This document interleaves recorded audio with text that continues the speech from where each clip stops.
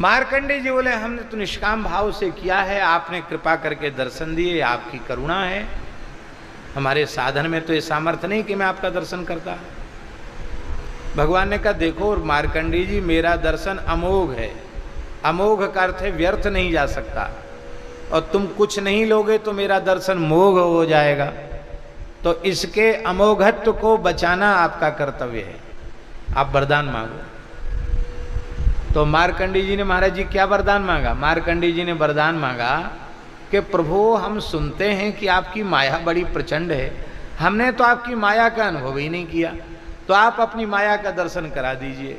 भगवान बोले हे भगवान देखो तो सही, हमारी माया से लोग बचना चाहते हैं और 6 मनवंतर तक तपस्या करने के बाद ये माया देखना चाहते हैं।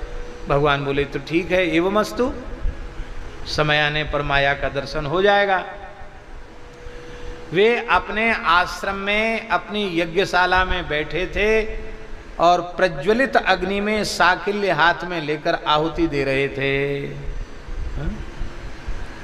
नारायणाय नमः स्वाहा। वेद में लिखा है समिद्ध तमेग्नौ जुह्यात्, धुआं उठ रहा हो उस अग्नि में आहुति नहीं देना चाहिए। अग्नि जितनी प्रचंड होगी उतना अधिक देवता को हविष्य ग्रहण करके प्रसन्नता होती है, इसलिए समिद्ध तमेग्नौ जुह्यात्। इसलिए लिखा है धुआं उठने वाली अग्नि में हवन करने से क्या दोष होता है, ये सब लिखा है। इसलिए अग्निहोत्र करते समय अग्नि का प्रज्वलित रहना आवश्यक है, प्रचंड अग्नि होनी चाहिए। तो महर्षि प्रज्वलित अग्नि में आहुति दे रहे हैं। तो आप सोचो नारायणाय नमः स्वाहा कहकर आहुति देने में और प्रज्वलित अग्नि में उस आहुति के जलने में कितनी देर लगेगी? उतनी ही देर में मार्कंडेय जी को क्या अनुभव हुआ कि हाथी की सूंड के जैसी मोटी मोटी धाराएं आसमान से गिर रही है, और देखते देखते भूरलोक भुवरलोक स्वर्गलोक सब जलमग्न हो गया, कुछ नहीं रहेगा, जल ही जल, जल ही जल, जल ही जल। अब महाराज चारों ओर सृष्टि में जल ही जल है, उन्हीं थपेड़ों में इधर से उधर धक्का खा रहे हैं। कभी कभी किसी मगरमच्छ के पेट में चले जाते हैं, फिर निकल आते हैं। उनको लगा लाखों करोड़ों वर्ष हो गया हमको, ऐसा लगा उनको। अंत में उन्होंने सोचा हाय हाय अब मैं कहाँ जाऊं, अब तो मेरे प्राण संकट में हैं, हे प्रभु रक्षा करो। मन ही मन जैसे ही शरणागति हुई, उसी समय उन्होंने क्या देखा, बटपत्र के ऊपर, बट के पत्ते के ऊपर एक छोटा सा बालक बड़ी विचित्र मुद्रा में है। करार विंदेन पदार विंदम मुखार विंदे विनिवेशयन्तम बटस्य पत्रस्य पुटे शयानम बालम मुकुंद। समय तक रहे, तपस्या भी की उन्होंने, और फिर भगवान हंसे तो फिर मुंह से बाहर निकल आए। तो अब क्या देखते हैं कि हम तो अपने आश्रम की यज्ञशाला में बैठे हैं और जो आहुति हमने दी थी नारायणाय नमः स्वाहा, अभी वह आहुति प्रज्वलित अग्नि में जल नहीं पाई, भस्मसात नहीं हो पाई। इतने समय के बीच में भगवान ने इतना लंबा काल का अनुभव करा दिया। तो उनकी योग माया मुख में गए, फिर बाहर आए। बाहर आए तो उन्होंने अनुभव हुआ कि हम अपनी यज्ञशाला में बैठे हैं। तो जो भगवान की अचिंत्य शक्ति योग माया एक निमिष के समय में इतना लंबा अनुभव करा सकती है, वो एक दिन में। अभी हम वाराह पुराण का मूल पारायण कर रहे हैं। वाराह पुराण में भी एक विचित्र चरित्र आया ऐसी योग माया का। ऋषि के वाराह पुराण में कुब्जाम्रक बन कहा गया। भगवान एक आम के वृक्ष में आकर विराज गए और एक कुबड़े ब्राह्मण के रूप में भगवान ने दर्शन दिया। फिर आम में प्रविष्ट हो गए, फिर भगवान ने चतुर्भुज रूप में उन ऋषि को दर्शन दिया और उस वन को कुब्जाम्रक वन कहा गया। और उस वन के उन महात्मा के चरित्र में भी महाराज जी यही है वाराह पुराण में। भगवान ने कहा वरदान मांगो। बोले वरदान यही चाहिए कि महाराज आपकी माएँ स्नान करने गए वो ऋषि।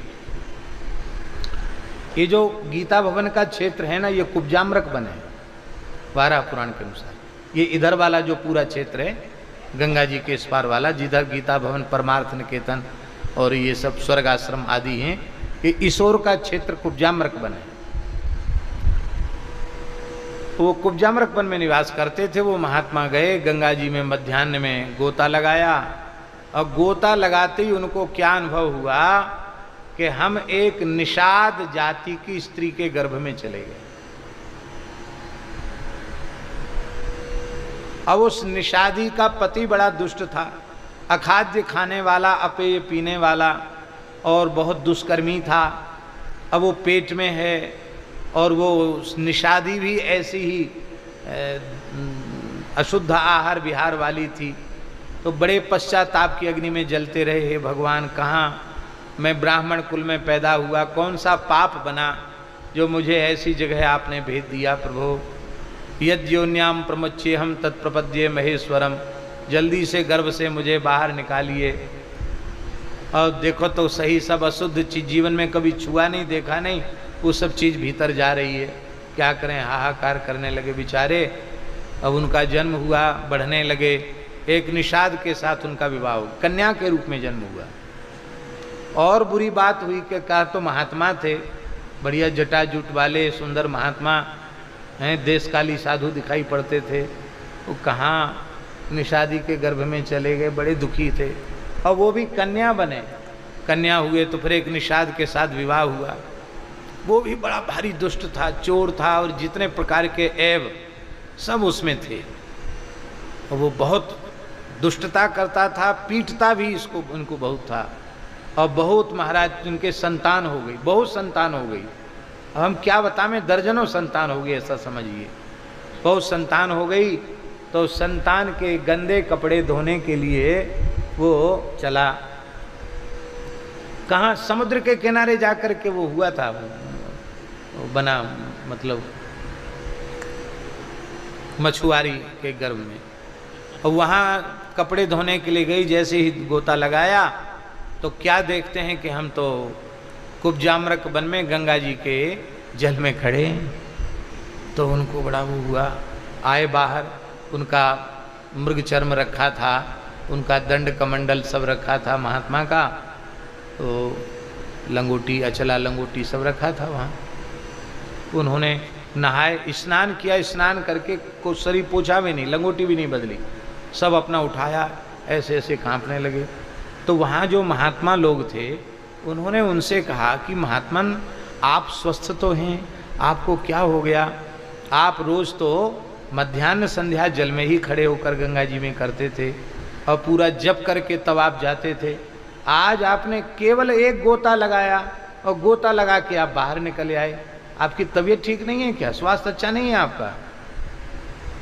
अब वो तो हक्के बक्के रह गए, मन में सोचने लगे कि ये लोग तो पूछ रहे हैं स्वास्थ्य ठीक नहीं है, तो हमारा तो घर उजड़ गया, हम कहाँ पेट में चले गए थे, इतनी उम्र हुई, फिर ब्याह हुआ, इतने बच्चे हुए, बच्चों के कपड़ा धोने आए थे, ये क्या हुआ, वो क्या हुआ, वो सब सोचने लगे।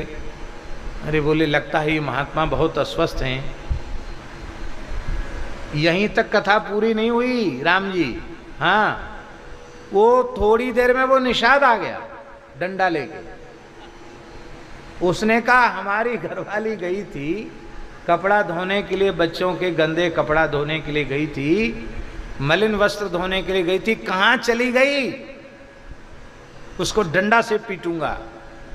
अब फिर रोने लगा बड़ी जोर से कि बच्चों का मैं पालन पोषण कैसे करूंगा, छोटे छोटे बच्चे हैं। तो आखिर महात्मा तो महात्मा ही होते, उनको दया आ गई। उन्होंने कहा देखो भैया, तुम अब दुखी मत हो, तुम ही मेरे पति हो। अरे तुम पागल हो रहे हो क्या? क्या बोलते हो तुम मेरे पति हो? हाँ, तुम मेरे पति हो, मैं तुम्हारी पत्नी रहा हूँ, मेरे ही बच्चे थे, मैं ही कपड़े धोने आया हैं, और अब देखो ऐसा ही है, ये भाग्य का फेर है। अब तुम उस अपनी पत्नी को क्षमा कर दो जो बीच में तुमको छोड़ के चली गई, कोई बात नहीं, बच्चों का पालन पोषण करो, समझाने लगे। फिर एकदम मन में सोचे कि ये क्या हुआ, कहीं ये पकड़ के हमको न ले जाए। आर्त भाव से जैसी भगवान को पुकारा, भगवान प्रकट हो गए। बोले कहो महात्मन, बोले महाराज ये क्या हो रहा? बोले ये सब माया। और देखना माया? नहीं हो गई, अब नहीं देखना, अब नहीं देखना माया, हो गई माया, देख ली, अब हमको माया नहीं देखनी। आपकी माया का दर्शन हो गया। तो बोले अब हम प्रसन्न हैं, अब तुम्हें मेरी माया कभी व्याप्त नहीं होगी, वरदान मांग लो। तब उन्होंने कहा कुब्जाम्रक वन में आपकी निरंतर सन्निधि रहे और यहां रहकर जो जप करे वो आपकी माया के प्रचंड प्रभाव से मुक्त होकर आपके चरण कमलों को प्राप्त करे। ये वरदान मांगा। वाराह पुराण में कुब्जाम्रक वन का इस प्रकार का महात्म्य लिखा है। और भी हम कथाएं सुना सकते हैं, लेकिन फिर दूसरी कथा पीछे रह जाएगी।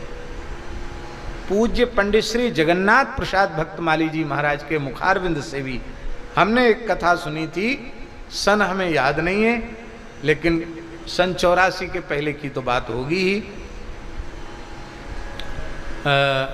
तुलसी जयंती पर वो सुदामा कुटी आए थे और उस समय मायादर्श मार्कंडे जी की चर्चा करते हुए पंडित जी ने एक विचित्र कथा सुनाई थी। दास ने सुनी, हमको ज्यों की त्यों याद है।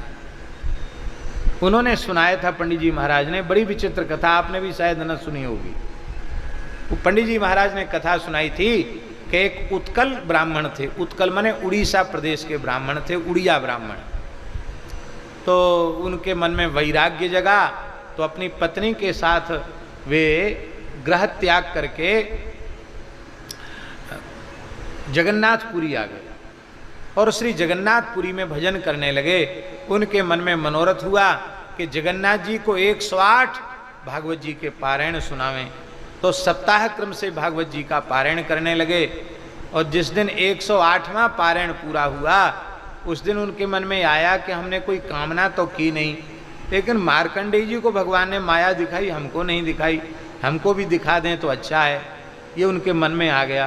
तो यहाँ तो जो इच्छा करे हो मन माई, प्रभु प्रसाद कैसे दुर्लभ नाई। वो गए, समुद्र स्नान के लिए गए। उनके साथ भी यही घटना घटी। जैसी समुद्र में उन्होंने गोता लगाया, अपनी पत्नी से कहा कि देखो आज हमारा पेट कुछ ठीक नहीं है, तो मध्याह्न में हम भोजन नहीं करेंगे, थोड़ी सी हल्की पतली खिचड़ी बना लेना और खिचड़ी ठाकुर जी को भोग लगा के वही पाएंगे आज। पत्नी ने कहा ठीक है। बोले पाठ तो आज हमारा पूरा हो गया, 108 पाठ पूरे हो गए, हम समुद्र स्नान करावें, संध्योपासन करके आते हैं। कहा आइए, आप तो रोज जाते हैं, चले जाओ। गए। उन्होंने जैसे ही गोता लगाया तो वो क्या देखते हैं कि हम काशी दशाश्वमेध घाट पर खड़े हैं। अरे कहाँ तुम पुरी के समुद्र में गोता लगाए, काशी दशाश्वमेध घाट पर कैसे पहुँच गए? हक्के बक्के से खड़े थे। तब तक एक ब्राह्मण उनको संध्योपासन करते हुए दिखाई पड़े, वयोवृद्ध ब्राह्मण थे। उन्होंने कहा कहो पंडित जी कैसे? बोले ऐसी ऐसी बात है, हमको तो समझ में नहीं आ रहा है, हम तो पुरी में थे तो यहाँ कैसे आ गए? बोले लगता है आपका मति भ्रम हो गया है, कोई बात नहीं, चलो आप मेरे घर में भोजन करो। घर में ले गए।